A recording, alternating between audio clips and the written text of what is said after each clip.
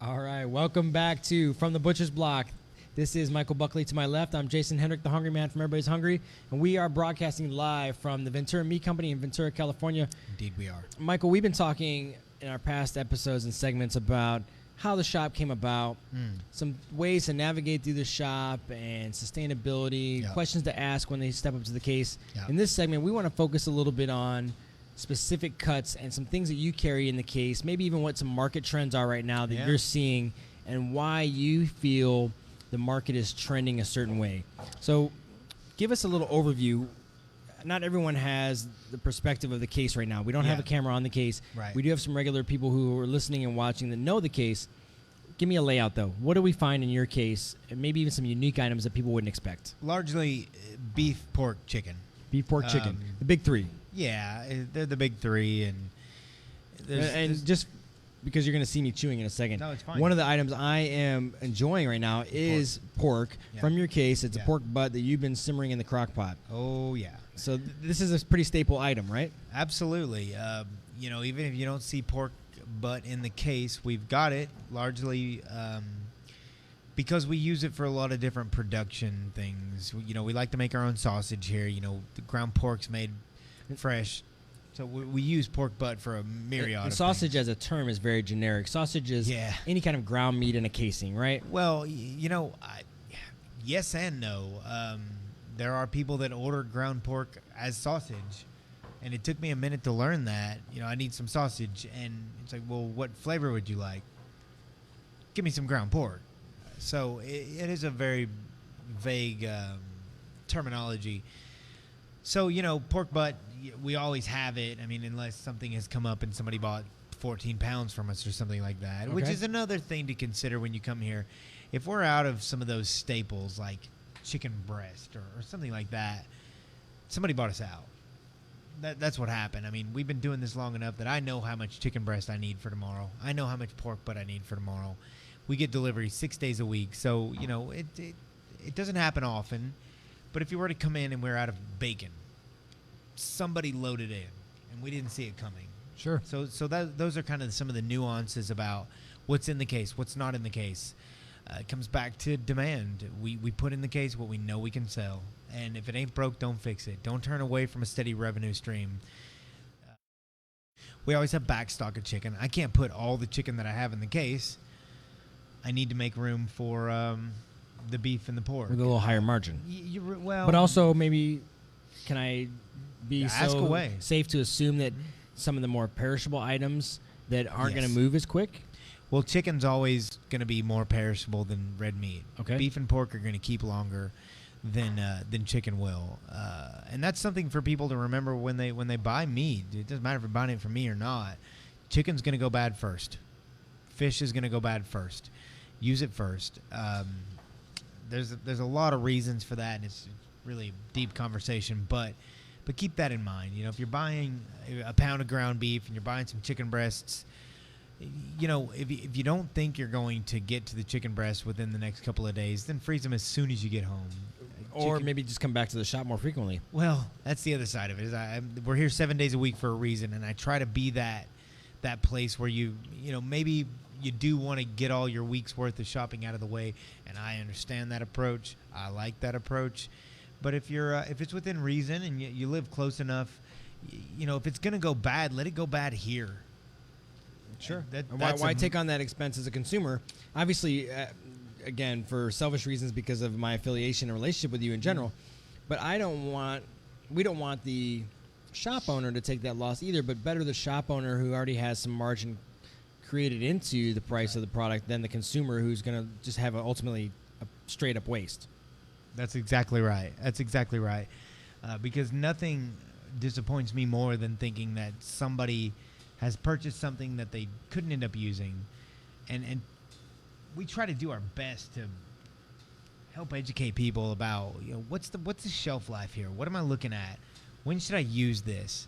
And to be quite honest with you, the hours that we're open, that's why we're open as much as we are, is to be more accommodating in terms of maintaining freshness. And you don't, if you want to buy, a pound of bacon and have it split 4 ways and put some of it in the freezer, that's fine. But the bacon will be here, for the most part. It'll be here the next time you come in the shop. If you want to space that out a little better. Indeed. And you can taste the freshness. Again, I'm over here mowing down on some of this pork butt that's been in the crock pot. Yeah. But the depth of flavor, the richness, the kind of true pork essence is identifiable versus something that's going to sit there in a case for 10 days. So we deal with shrinkage. And shrinkage is important. Dare I go there? Don't. Thank you, sir. It's a family show. Thanks for relieving me of that responsibility. Normally I wouldn't, but yeah. Shrinkage, what we're talking about is, when meat sits in your refrigerator, it loses moisture at some rate. Now, if it's in the freezer, that's not going to be as prevalent, but in the refrigerator, most assuredly.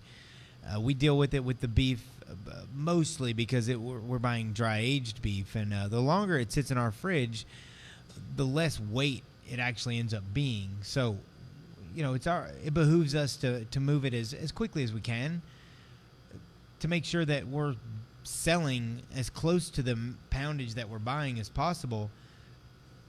I'm not sure that I see the real value in, really loading in from a consumer standpoint because there's no volume incentive here. We're a retailer. We're broaching on a conversation that I think begs to be had as well.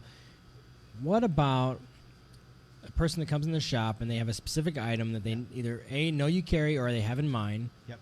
And you don't have it. Maybe it's 30 minutes before you close, and they really, really wanted some flank steak, but you don't have it.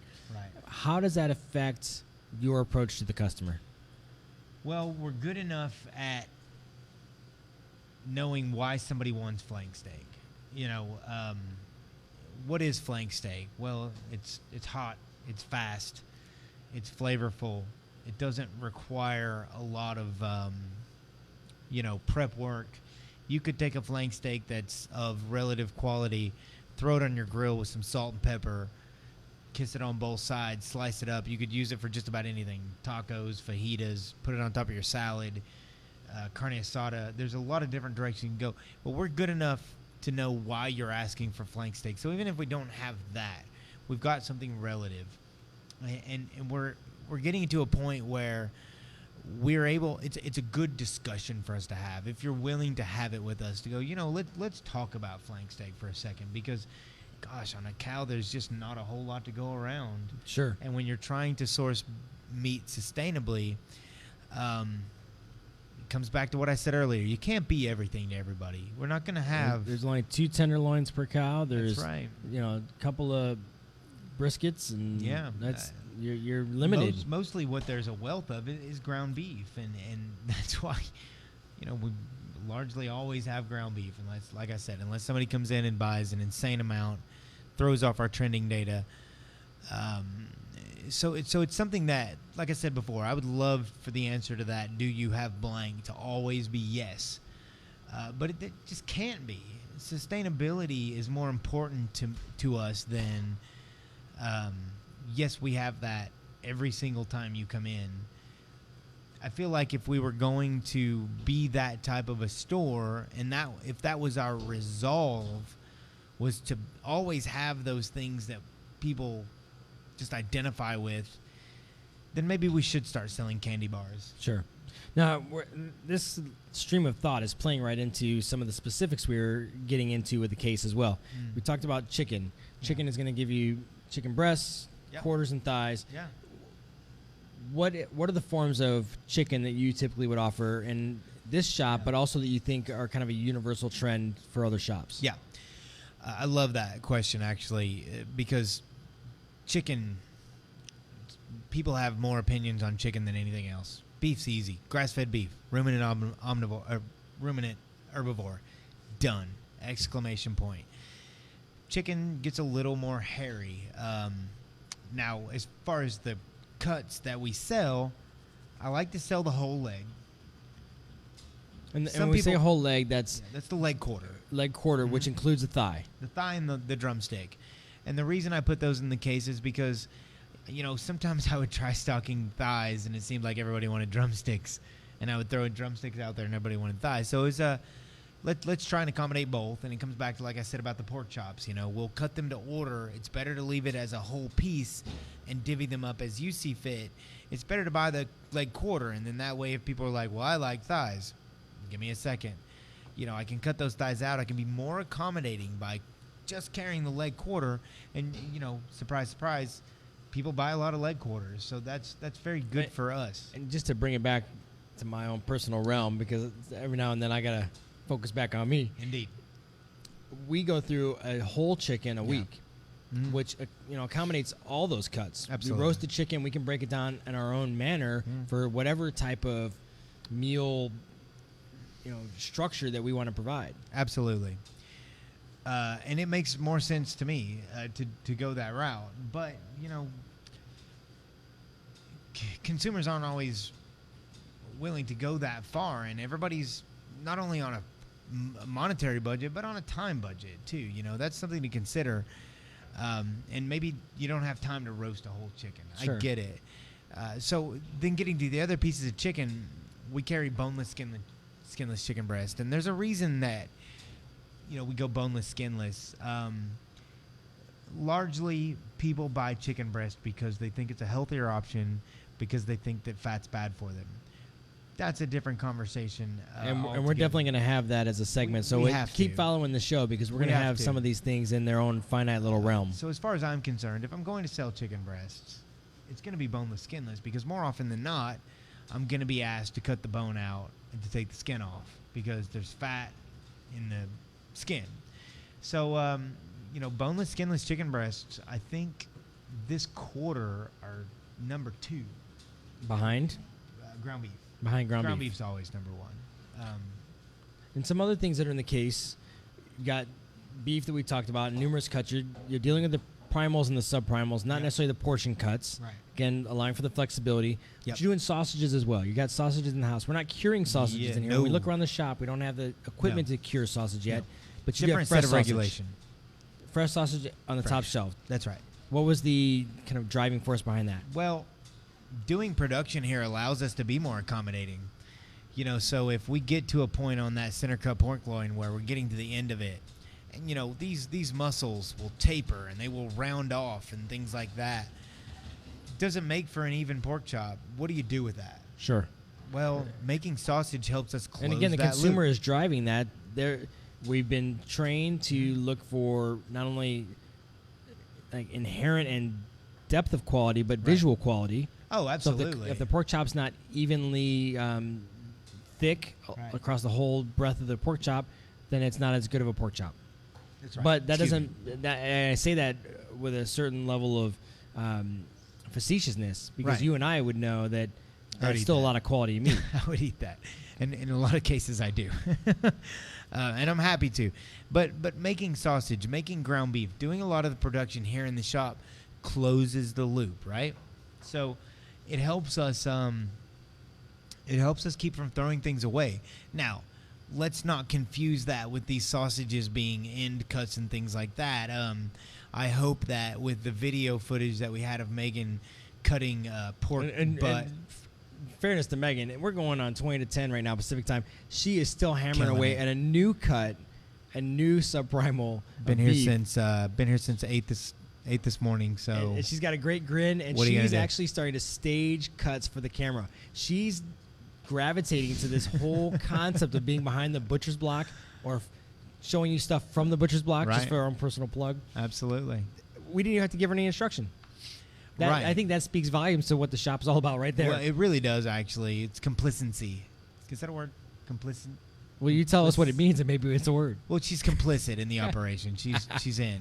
She's in. She has invested in this operation. Absolutely. I can vouch for her on a consumer level. I've had a couple of stints behind the counter myself for selfish reasons of trying to understand what you go through and get a better perspective of what it means to be the butcher shop in Ventura County. Right. So I can totally vouch for Megan. Hey, right on. Hands down, At least one of us can. So what I was getting at with the sausage is you could see her cutting the pork belly and the pork butt. So we're not using, stuff that we can't do anything else with to make our sausages. We really are using the highest quality cuts of pork. And a lot of pork, the big brand sausage producers. Oh, well, you only use the highest quality. Well, then how did you get that price so low? Yeah. You know, that's a conversation you'd like to have directly with the person who made the statement, right? Well, indeed. But the sausages, I'm actually really, really proud of. They're unique in so many ways, and we get to this point here at the shop where it's like people go, well, you should advertise that. Well, where do you even start to advertise the advantages of the sausages? First of all, no MSG, no artificial preservatives, no gluten, no sugar, natural hog casing. We don't use synthetic hog casings or anything like that. You know, guys, and a great ratio of lean meat to fat. You have and to flavor. have fat in your sausages. You know, people want us to make poultry sausages, and again, it's the perception that things that are leaner are better for me. That's another show. But you know, flip over your label on your poultry sausages. It's mostly fat. Sausages require fat. They really do, and that's the whole point of sausages. So I'm really happy to report that our sausages not only taste good, but as far as a healthy perspective, you're not going to do better than what we make here. Sure. No doubt about it. And we're getting close to our time for the night. We want to thank everyone who's been viewing and listening this whole time. To wrap up kind of the navigation of the case and the shop in general, we've talked about people having a good goal and focus of what they want to achieve with their meal. Yeah. When we look at the case, we got your big three: your chicken, your pork, and your beef. Right. You're getting into the realm of sausages, using some of those waste cuts that would normally just go in the trash, and you're turning it into something delicious. Yeah. You can get wild game upon request. Yep. You also have access during the seasonal and the holidays for unique bird, goose, and turkey and pheasant. Absolutely. You've got some interesting games, sometimes like lamb and that comes in. Yep. So you've got the diversity in the case that allows people to be creative in their own kitchen and to create a conversation and education about the meat that's available to them. Definitely. And I think one thing that to consider, if you're looking to do business with a place like us, and again, the choice is yours. We're not going anywhere. But if you are doing something special, planning is never a bad idea.